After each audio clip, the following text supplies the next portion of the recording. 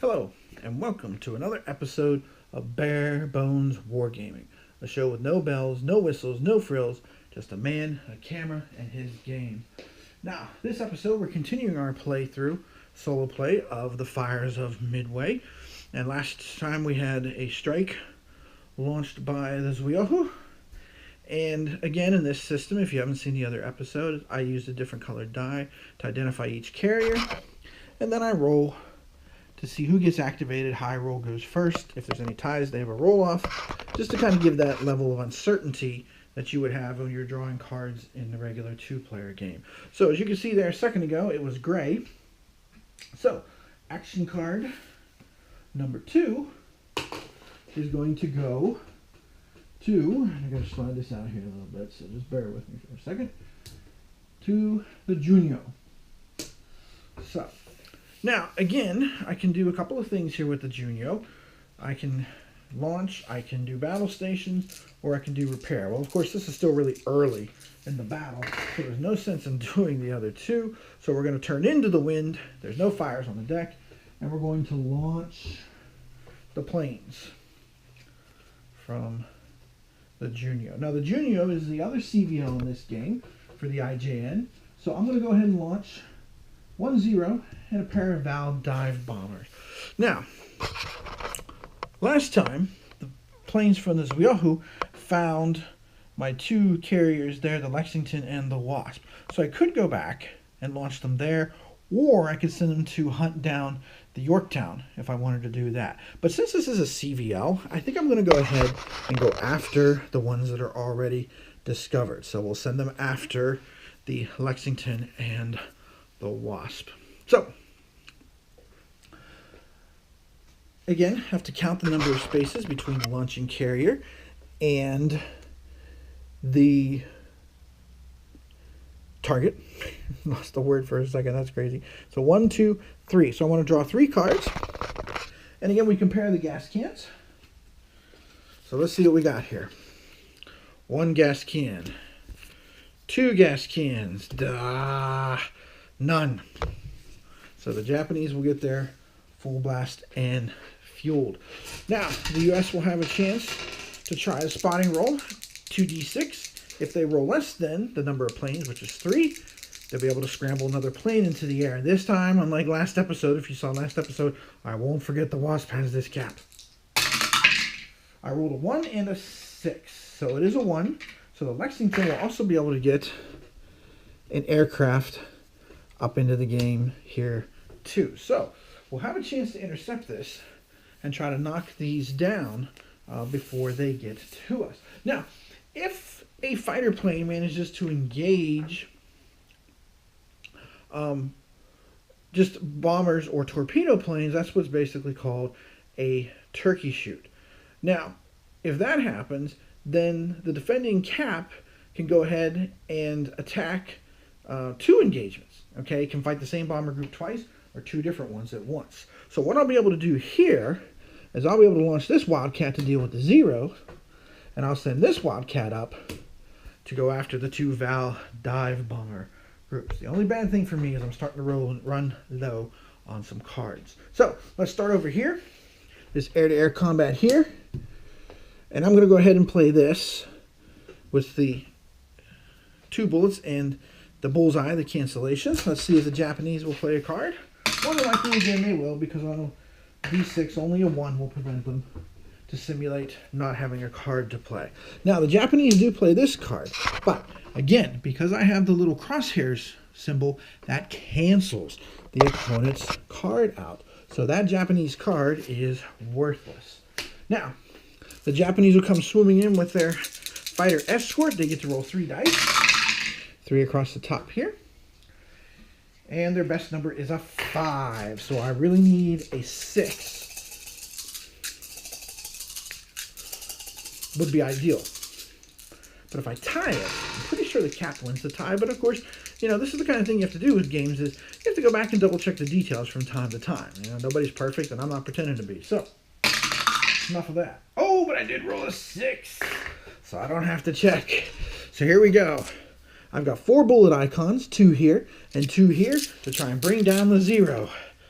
So, To quote the great Robert Shaw, taka taka taka taka taka taka taka. Yes, and I rolled a 6. Bam, baby. Bye-bye, Mr. Zero. See you later. Thanks for playing. So, that 0 was shot completely out of the sky. Now, I have my other Wildcat here. And this Wildcat can go ahead and attack these Val dive bombers. So we'll start with that. And the Japanese will play a card. So the first dive bomber group, now, just a reminder, if it's got the little plane icon up there in the left-hand corner, a bomber or torpedo group cannot use it. So we'll have to draw another one. And they can use this one here for the dice test. So, the Val group will have 3 dice to try and get away from my Wildcat.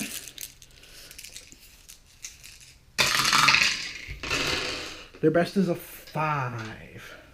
My Wildcat will have 4 dice to try and bring him down. And I got to get at least a 5 or better. I got a 5. Now I will have to double check the rule. I'm pretty sure caps win ties. Let's find it here in the rule book. So we're going to page 8. Let's see here now. Okay, should both players have the same number of high-scoring rolls, fueled plane wins against a smoky one. If both planes in the aerial engagement are either fueled or smoking, the cap wins. So I was right. My cap wins the result. All right, so we got 2 bullet icons. So we get to roll 2 dice. Could use another 6. Here we go. I only got a 4. So the good news is this Val is smoking. But bad news is he's still headed towards the target. So now I got a tough decision here. Should I try and finish him off? Or should I go ahead and go after the other Val? You know what? I'm going to try and bring them both to grief. So I'm going to go ahead and take my other Wildcat. And this is something that doesn't happen very often, I'll be honest, when I play this game. I'm running out of fighter cards. Usually I have fistfuls of them. So the Japanese will play a card. Let's see what they get. Okay, this card they can use, because again, it doesn't have the fighter icon. So the Japanese get 3 dice for the test. Oh, they got 2 6s. Ouch. That means I got to come up with at least 2 6s if I want to catch this guy. And I only get 3 dice. Woo. Oh, so close. That second one, the green one, spun one more time and ended up being a 5. So, now of course, the Vals can't shoot at my Wildcat because that just wouldn't make any sense. So, they managed to get away, and my Wildcats will go back down to their cap station. There. So the 2 Vals managed to get through, and they have 2 targets here. They can go after the Lexington, or they can go after the Wasp. Now again, to simulate solo and another player, I use dice, so odd and even. 2 odds, so both of the Vals are going after the Lexington. So let's start with the fully prepared one there, the fully armed one, so to speak. And I'm going to go ahead and try to bring it down by playing this card. 2 extra dice, plus I get to draw 2 cards. And let's see what kind of attack card, if any, this Val group gets. They do indeed get an attack card. Oh, it's a crosshair one. Sugar. It cancels my card out. Alright, so here comes the full strength Val. 3 dice for the dice test. Oh, well, they rolled a 3, 2, and a 1, so a 3 is their best number. Yeah, well, let's not all get too excited just yet. I got to roll 2 dice for the Lexington. The 2 dice icon there. And I've rolled, well, I rolled out of the tray. That's crazy.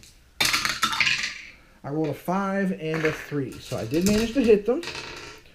So I've got 2 bullet icons. Come on, 6. A 5. It does cause it to smoke. Okay. So here they come. Sweeping in. Let's see what their target card looks like. Their target card, that's a pretty bad angle they're coming in from, but they do get 2 bomber icons. So let's see what happens. Oh, no. Oh. I'm having good luck dropping stuff into the dice pile, but I don't know why. Okay, they rolled a 5 and a 4. All right. Now, if you look at the damage here, the 4 doesn't do anything. That's a shield.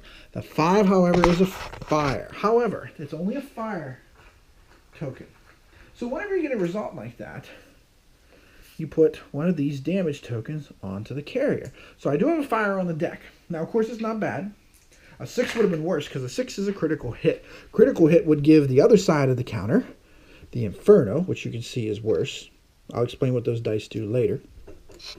And it would have damaged the bulkhead. It would have slid this across. But it didn't happen, so we are good to go. So that Val is on his way home.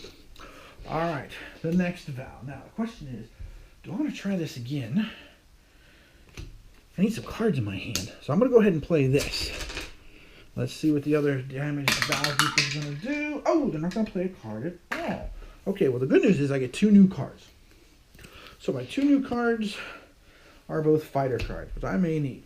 So, all right. So the Val is coming in with only 1 die. Let's see what he's able to do.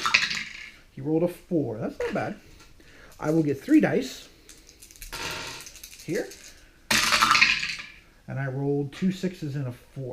Now, if a 4 had been my highest one here, unlike the caps, the bombers win, or the torpedo planes win a tie with the carriers. But I did roll a 6, so I've got 3 bullet icons, and I got a good chance, as you can see, the thing is smoking. So I got a good chance of bringing it to the ground, and I did. I rolled a 3, 4, and a 6.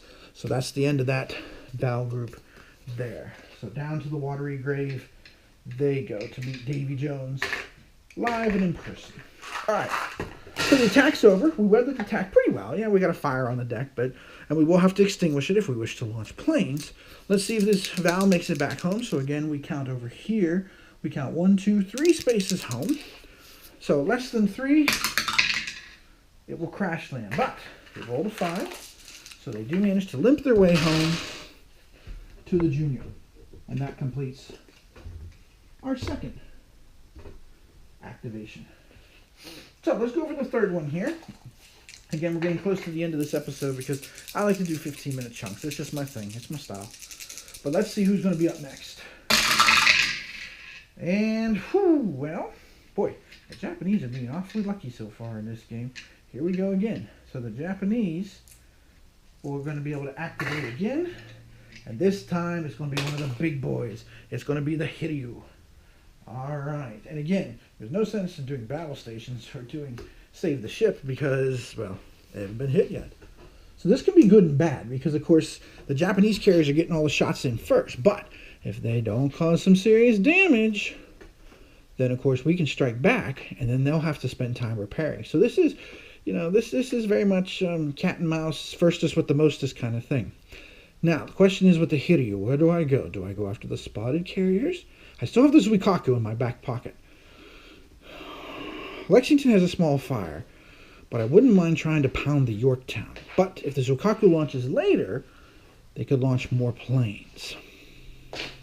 You know what? I'm going to go ahead and... Well, the caps are still intact, though. So, that's a good question. What to do here is the Japanese. Because the problem right now is, the biggest problem, of course, is that the United States has both their caps, and neither one are smoking.